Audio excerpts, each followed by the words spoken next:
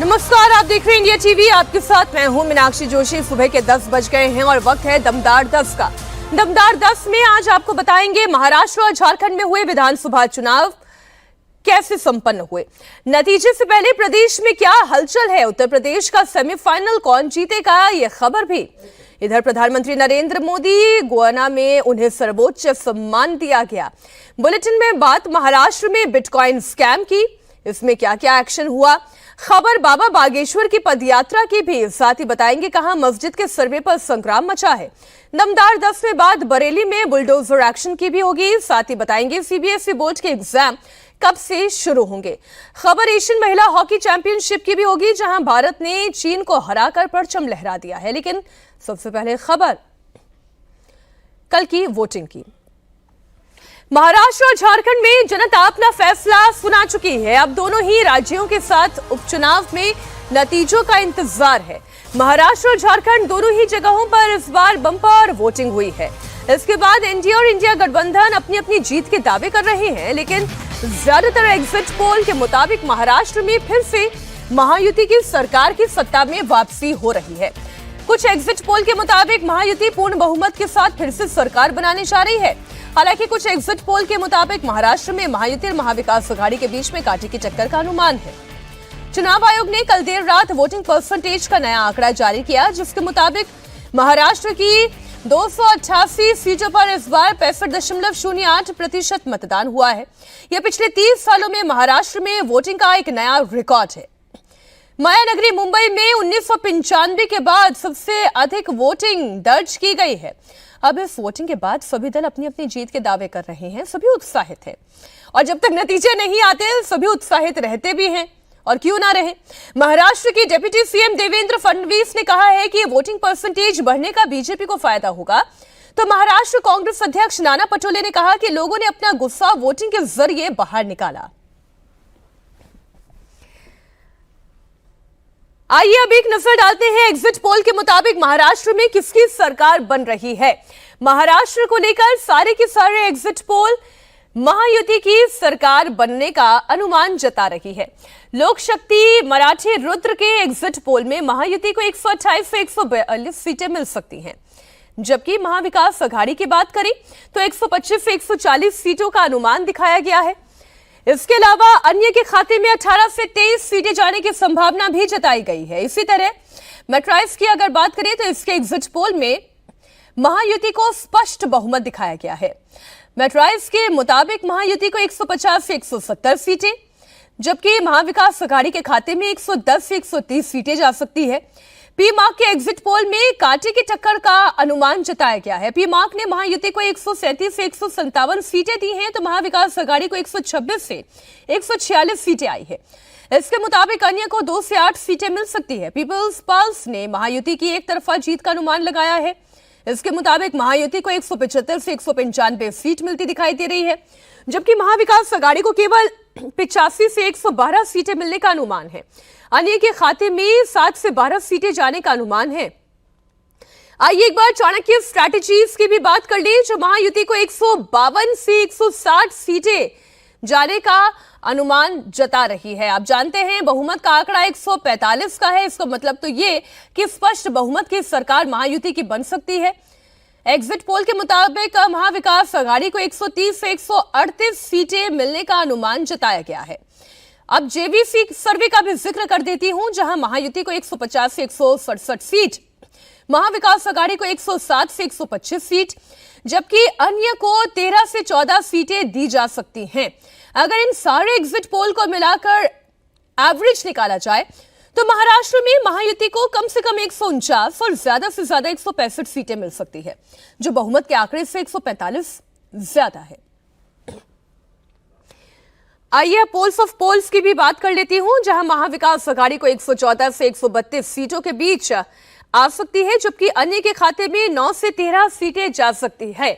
अब exit poll के बाद महाराष्ट्र के सभी दल देखिए अपने अपने दावे कर रहे हैं। महाराष्ट्र के डिप्टी सीएम देवेंद्र फडणवीस कह रहे हैं कि बीजेपी को जबरदस्त फायदा होने जा रहा है।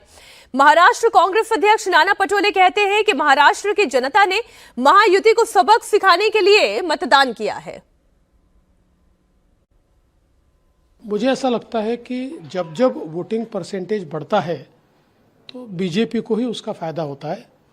तो मैं ऐसा मानता हूँ कि निश्चित रूप से ये जो बढ़ा हुआ वोटिंग परसेंटेज है ये बीजेपी और हमारे अलायंस के लिए, महायुति के लिए ये फ़ायदा हमको देगा और इसका फ़ायदा हमको होगा। हरियाणा में भी कांग्रेस को सभी चैनल्स एग्जिट पोल कांग्रेस के फेवर में दिखा रहे थे, तो वहां तो उल्टा हुआ।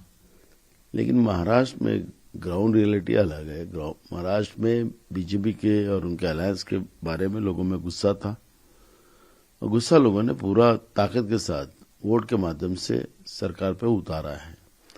आपने देखा होगा कि वोट परसेंटेज भी बहुत बड़ा है।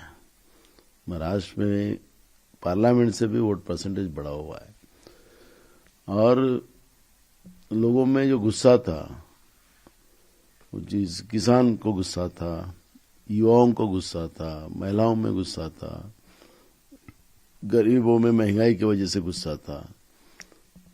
और ये जिस तरह से छत्रपति शिवाजी महाराज की प्रतिमा में इन लोगों ने भ्रष्टाचार किया, और ये भ्रष्टाचारी कितने उसका उदाहरण दिया और उसमें अवमान किया शिवाजी महाराज की प्रतिमा का, तो ये सब लोगों का गुस्सा एक साथ आके बीजेपी और उनके अलायंस को सत्ता से बाहर करने की लोगों ने मानसिकता बनाई थी। आइए अब एक नजर महाराष्ट्र में वोट प्रतिशत पर भी डाल लें। चुनाव आयोग के मुताबिक महाराष्ट्र में इस बार 65.08% मतदान हुआ है। यह आंकड़ा पिछले चुनाव के मुकाबले 3.34% ज्यादा है। पिछले विधानसभा चुनाव में महाराष्ट्र में 61.74% वोटिंग हुई थी। इस साल लोकसभा चुनाव के दौरान महाराष्ट्र में 61.39% वोट डाले गए। माना जा रहा है कि महायुति और महाविकास आघाड़ी के आक्रामक चुनाव प्रचार का वोटिंग परसेंट पर असर पड़ा है। इस बीच संजय राउत ने एग्जिट पोल के नतीजों को खारिज कर दिया। संजय राउत ने दावा किया कि महाराष्ट्र में महाविकास आघाड़ी को 160 से 165 सीट मिलने जा रही है। 23 नवंबर को राज्य में महाविकास आघाड़ी की सरकार बनेगी। संजय राउत ने कहा कि लोकसभा चुनाव और हरियाणा विधानसभा चुनाव के दौरान एग्जिट पोल के नतीजों का क्या हुआ, ये सभी जानते हैं। किसने किया एग्जिट पोल? देखिए, लोकतंत्र में जो मतदान होता है वो सीक्रेट होता है। लोग अपनी बात हमेशा खुलकर नहीं कहते। महाराष्ट्र में इस बार यही हुआ है। कोई आप सैंपल सर्वे 2-4 हजार लोगों का स्टेट में ले लेंगे और कहेंगे ये जीत रहा है, वो जीत रहा है। हरियाणा में कांग्रेस जीत रही थी एग्जिट पोल के अनुसार। क्या हुआ भाई? क्या हुआ? लोकसभा में मोदी जी को 400 पार दिखा रहे थे एग्जिट पोल वाले, सभी बड़े बड़े चैनल वाले। क्या हुआ? आप देखिए, 23 तारीख को 10 बजे तक, 11 बजे तक पूरा फैसला आ जाएगा। हम 160-165 सीटें जीतने जा रहे हैं। शिवसेना के राज्यसभा सांसद और वर्ली सीट से उम्मीदवार मिलिंद देवड़ा ने दावा किया है कि महाराष्ट्र में महायुति की सरकार बनने जा रही है। इस इलेक्शन में बहुत ही एक सकारात्मक कैंपेन वर्ली से लेकर महाराष्ट्र तक हमने एक बहुत ही पॉजिटिव कैंपेन जनता के सामने पेश किया। जनता की क्या समस्याएं थी वो भी हमें समझने को एक अवसर मिला, और मैं हमेशा खुश रहता हूं जब हम एक कंस्ट्रक्टिव कैंपेन चलाते। ये नकारात्मक राजनीति में कभी मैंने विश्वास नहीं किया। मुझे यकीन है कि महाराष्ट्र की जनता और एक बार महायुति को एक हैट्रिक देंगे, थर्ड टर्म देंगे, ताकि महायुति सरकार उनकी अधिक सेवा कर सके।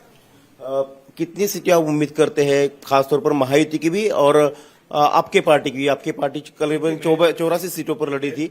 मैं कभी भी, आप राजनीतिक हिस्ट्री को आप देख लीजिएगा, मैं इस इशू को लेकर बहुत ही कंसिस्टेंट हूँ। इसमें बिल्कुल इनकंसिस्टेंट नहीं हूँ कि मैं कभी भी नंबर्स पे प्रेडिक्शन नहीं करता हूँ। लेकिन बहुमत मिलेगा, पूरी तौर बहुमत मिलेगा, इस बात पर मैं कॉन्फिडेंट हूँ। जोड़ तोड़ की नौबत नहीं आएगी? नहीं, एक क्लियर इंडिपेंडेंटली या छोटी छोटी पार्टियां, क्लियर बहुमत, स्पष्ट रूप से महाराष्ट्र की जनता महायुति सरकार को एक बहुमत दे रही है। इस बात पर मुझे कोई संदेह नहीं है। लेकिन मैं नंबर्स के आधार पर ये चैनल्स को पे मैं छोड़ता हूं, या आपके एग्जिट पोलस्टर्स पे मैं छोड़ता हूं। इन चीजों में मैं नहीं पढ़ता हूं। हमारे दो सहयोगी दिनेश मौर्य और साकेत राय इस खबर पर जुड़ गए हैं। देखिए, ये बात सही है कि एग्जिट पोल की कोई भी गारंटी नहीं लेता, लेकिन ये कम से कम एक अनुमान तो जताते ही हैं कि आने वाले समय में किसकी सरकार बन सकती है। और जो माहौल रहा है दिनेश, उस माहौल को देखते हुए दोनों ही दलों ने दोनों ही गठबंधन ने बहुत जबरदस्त कैंपेनिंग की है। अगर वोटिंग परसेंटेज के बढ़ने का इशारा हम समझें तो क्या ये एक पॉजिटिव साइन है महायुति के लिए? जी बिल्कुल, देखिए देवेंद्र फडणवीस ने जो अनुमान लगाया है कि ये जो बढ़ा हुआ वोटिंग परसेंटेज है करीब 4% का, वो उनके फेवर में आ सकता है। इसके पीछे बड़ी वजह ये है कि मुंबई में अगर मैं बात करूं तो यहाँ पर जो मुस्लिम डोमिनेटेड इलाके हैं, फिर चाहे वो अणुशक्ति नगर हो, मानखुर्द हो या फिर वडाला हो, यहाँ पर वोटिंग परसेंटेज गिरा है। इसके दूसरे तरफ अगर हम देखें जो हिंदू बहुल इलाके हैं वहाँ पर वोटिंग परसेंटेज जो है वो काफ़ी ज़्यादा बढ़ा है। खास तौर पर जो हाई राइज इमारतें, सोसाइटीज़ है जहाँ के मतदाता आमतौर पर मतदान को लेकर उतना उत्साहित नहीं होते, वहाँ पर करीब जो है मतदान का जो प्रतिशत है वो पहले के मुकाबले कई गुना ज़्यादा बढ़ा है। तो जो एक प्रयास किया जा रहा था हिंदू संगठनों की तरफ से, भारतीय जनता पार्टी की तरफ से कि मतदान प्रतिशत को बढ़ाया जाए, उसमें कहीं ना कहीं ज़मीन पर जो काम किया गया है उसका असर होता हुआ नज़र आ रहा है। लेकिन ये 23 तारीख को एग्जैक्टली पता चल पाएगा कि किसको फ़ायदा हुआ है, किसको नुकसान हुआ है। लेकिन वोटिंग परसेंटेज बढ़ने से भारतीय जनता पार्टी या बिल्कुल दिनेश, मैं एक बार रीजन वाइज भी थोड़ा और जान लेती हूँ। साकेत जरा दर्शकों को बताएं, रीजन वाइज विदर्भ, उत्तरी महाराष्ट्र या मुंबई रीजन की बात करें, क्या ऑल टुगेदर वोटिंग परसेंटेज बढ़ा है या किस रीजन वाइज का भी ये आंकड़ा अभी तक जारी किया गया है इलेक्शन कमीशन की ओर से? बिल्कुल मीनाक्षी, देखिए अगर इस पूरे महाराष्ट्र की पृष्ठभूमि की आप बात करें तो केवल कुछ इलाके ऐसे हैं जहां पर वोटिंग परसेंटेज घटे हैं। अब अगर अलग अलग रीजन की बात करें तो महाराष्ट्र कुल मिलाकर 6 अलग अलग हिस्सों में बटा हुआ है, जिसमें खानदेश का इलाका यानी कि उत्तर महाराष्ट्र, दक्षिण महाराष्ट्र, विदर्भ और इसके अलावा मुंबई, थाने और जो इलाके हैं ये सभी शामिल हैं। अब विदर्भ की तरफ की बात करें तो यहाँ कुल मिलाकर 62 विधानसभा सीटें आती हैं। इन सीटों पर लगभग सभी सीटों पर अगर आप देखें तो काफी बड़ी संख्या में वोटिंग हुई है। और दिलचस्प बात इस बार ये रही कि गढ़चिरौली के इलाके की अगर आप बात करें, ये नक्सलाइट एरियो में आता है और इन इलाकों में सबसे ज्यादा वोटिंग देखने को मिली। वहीं अगर मुंबई और थाने रीजन की आप बात करें तो मुंबई की 36 विधानसभा सीटें हैं और इन 36 विधानसभा सीटों में केवल महज 2 या 3 जगह ऐसी हैं जहां पर वोटिंग परसेंटेज साल 2019 के विधानसभा चुनाव के अंतराल पर घटा है, यानी कि कुछ जगह ऐसी हैं, बाकी सभी जगहों पर वोटिंग परसेंटेज हाइक है। लेकिन देखिए इस बार का विधानसभा चुनाव जिस तरह से हुआ और पिछले 4 महीने के फ्लैशबैक को देखना बहुत ज्यादा जरूरी होगा, क्योंकि जिस तरह से यहाँ पर अलग अलग नैरेटिव सेट हुए, अलग अलग मुद्दे बने और उसके बाद जिस तरह से वोटिंग हुई, तो कहीं ना कहीं महाराष्ट्र में इस बार साइलेंट वोटर्स बहुत ज्यादा हैं। उन्होंने बताया नहीं कि किसे वोट करना है, उन्होंने जाकर सीधा वोट किया। और साइलेंट वोटर्स कह ले या समझदार वोटर्स कह ले, अपना मत उन्होंने बताया नहीं। बहुत शुक्रिया साकेत आपका, दिनेश आपका पूरी जानकारी के लिए। महाराष्ट्र के बाद अब बात झारखंड की भी कर लेते हैं। ज्यादातर एग्जिट पोल झारखंड में कांटे की टक्कर का अनुमान जता रहे हैं। केवल एक्सिस माई इंडिया ने झारखंड में हेमंत सोरेन की सरकार बनने का दावा किया है। एक्सिस माई इंडिया के एग्जिट पोल के मुताबिक झारखंड की 81 सीटों में इंडिया अलायंस को 53 सीटें मिलने की संभावना है, जबकि एनडीए गठबंधन 25 सीट जीत सकता है। बाकी दूसरे एग्जिट पोल ने इसके बिल्कुल उलट नतीजों का दावा किया।